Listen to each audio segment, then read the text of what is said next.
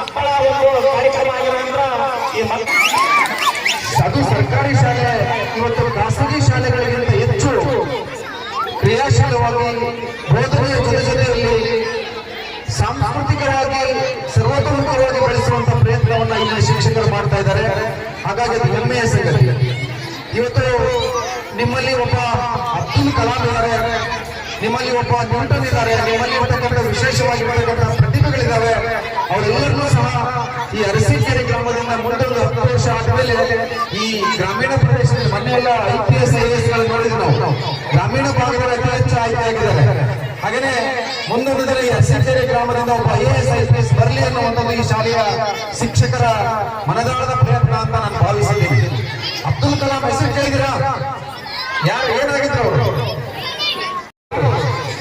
ಅಬ್ದುಲ್ ಕಲಾಂ ಅವ್ರ ಮುಂದೆ ಎಲ್ಲ ಸೈನ್ಸ್ ಸಂಬಂಧಪಟ್ಟ ಅಧ್ಯಯನ ಮಾಡಿದ್ರು, ದೊಡ್ಡ ವಿಜ್ಞಾನಿ ಆದರೂ ಮುಂದೆ ಒಬ್ಬ ರಾಷ್ಟ್ರಪತಿಯಾಗಿ ಬೆಳೆದಿದ್ರು.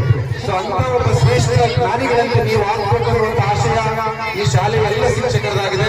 ಆ ಹಿನ್ನೆಲೆಯಲ್ಲಿ ಇವತ್ತು ಈ ಶುಭ ಸಂಜೆಯಲ್ಲಿ ತಮ್ಮೆಲ್ಲ ಪೋಷಕರನ್ನ ಕರೆಸಿ ಅವರ ಮುಂದೆ ನಿಮ್ಮ ಪ್ರತಿಭೆಯನ್ನು ಹೊರಹಾಕುವಂತ ಒಂದು ಪ್ರಯತ್ನವನ್ನು ಈ ಶಾಲೆಯ ಶಿಕ್ಷಕರು ಮಾಡ್ತಾ ಇದ್ದಾರೆ.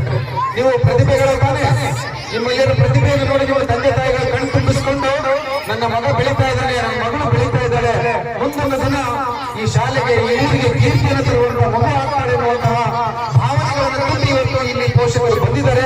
ಅವರೆಲ್ಲರ ಆಶಯಗಳನ್ನು ಈಡೇರಿಸಿದ ತಂದೆ ತಾಯಿಗಳ ಮಾತನ್ನು ಕೇಳೋದ್ರ ಜೊತೆಗೆ ಸುಸಂಸ್ಕೃತರಾಗಿ ಬಾಳುವಂತಹ ಕೆಲಸವನ್ನ, ಈ ನಾಡನ್ನು ಕಟ್ಟುವಂತ ಕೆಲಸವನ್ನ ನೀವೆಲ್ಲ ಮಾಡಿ ಶಾಲೆ ಅಂತೇಳಿ ನಿಜಕ್ಕೂ ಹೆಮ್ಮೆಯಿಂದ ನಾನು ಹೇಳಲಿಕ್ಕೆ ಇಷ್ಟಪಡ್ತೇನೆ. ಶಾಪುರ ಸರ್ಕಾರಿ ಹಿರಿಯ ಪ್ರಾಥಮಿಕ ಶಾಲೆ ಶ್ಯಾಮಪ್ರಕಾಶ ನಗರ ಶಾಲೆಗೆ ಜಯವಾಗಲಿ ಅಂತ ಹೇಳ್ತೇನೆ.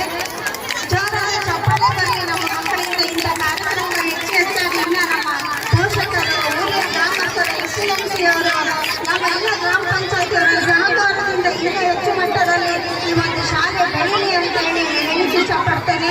ಜ್ಞಾನದಲ್ಲಿ ಬರೋರು ಜ್ಞಾನವಿಲ್ಲದೆ ಸಕಲವೂ ತಾನಿಗೂ ಆದಿ ಕಾಣೆಯ ಸರ್ವಜ್ಞ ಅಂತ ಹೇಳ್ತೇವೆ.